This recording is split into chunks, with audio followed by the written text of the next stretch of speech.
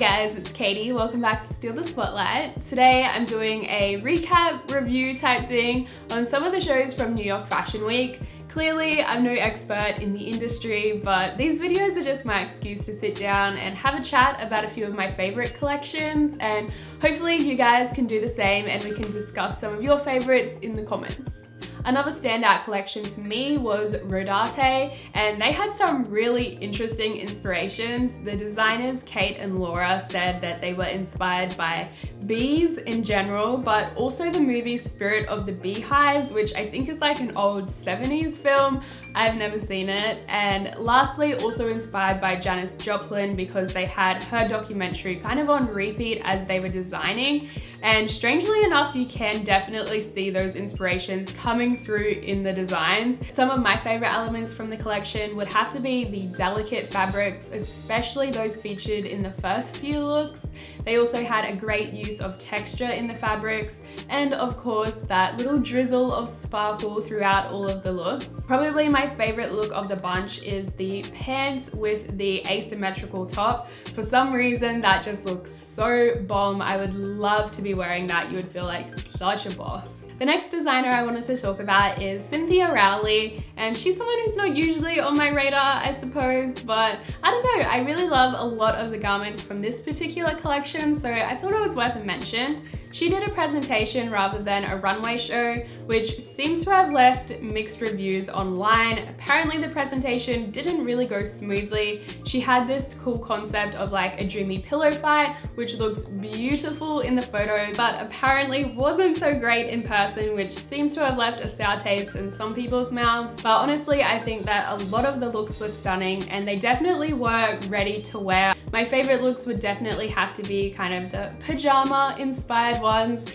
Yes, it definitely looks as though that trend is here to stay for at least a little while longer. And I thought I'd just read out one of her quotes about the collection because it definitely sums it up. It says that it's a casual, relaxed mix because ultimately I just want to be super comfy all the time, which I think we can all relate to. Next up on my list is Missoni, and I kind of feel like I'd be slammed by people in the industry for mentioning this one because they think it's boring. And I get that it's really cool to praise designers who are risk takers, but sometimes it's nice just to appreciate really beautiful clothing as well, which I think is what Missoni has done. They've definitely stuck to their signature style, stayed true to the brand. It literally pretty much looks like a collection that they would have come out with in the early 1970s, which is of course when the company was at its highest point. So I think congrats to them for sticking to a proven formula, and I think it will continue to work as well, especially while everyone's still caught up in that 70s sort of look. Personally, I would love to wear any one of these looks. I love the color combos that they used, and even their all white looks just looked super crisp and classic. I think they did a great job casting the one model to do all of the lookbook because it was just photographs. It wasn't like a runway show or anything. But yeah, I think that it turned out really nicely. So moving back onto something a little bit more dramatic, I also loved the Wendy Nicole collection, and you may have heard of them. They've worked with artists like Beyonce and Rihanna in the past. I think you can definitely feel the bad girl sort of vibe to this collection as well, especially with the oversized hoods. It just feels like something that Rihanna would wear every day of the week. I think the photos did a great job of capturing that kind of dark, enchanted feel to it, almost like a witchy sort of vibe as well. I just felt like in every look the fabrics flowed so beautifully. They almost had this liquid-like effect.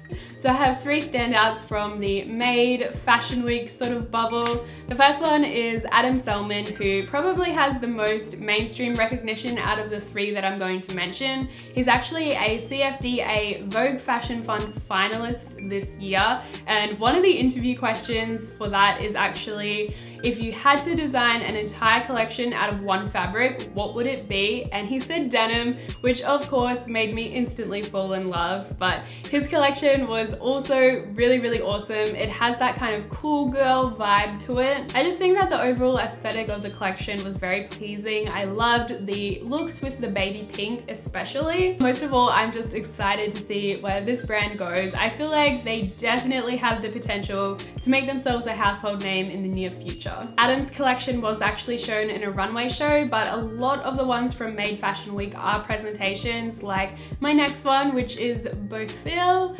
I don't know how to pronounce it, but apparently it translates to handsome girl, which I kind of feel like sums up their kind of signature style perfectly. These guys are definitely picking up momentum. They've signed with over 30 retailers, including Net-a-Porter now, so I think that they're going to be a pretty big deal. I can definitely see why people are picking up the brand because they kind of have that fashion blogger vibe to it. I can definitely see everyone wearing their stuff at the next fashion week, if you know what I mean. I think it's because their style is very simple, but it's still interesting. Actually, how the designers described it was modern and minimal, but still playful, which hits the nail on the head, really. The last standout for me from the Made Fashion Week category was Sandy Leung.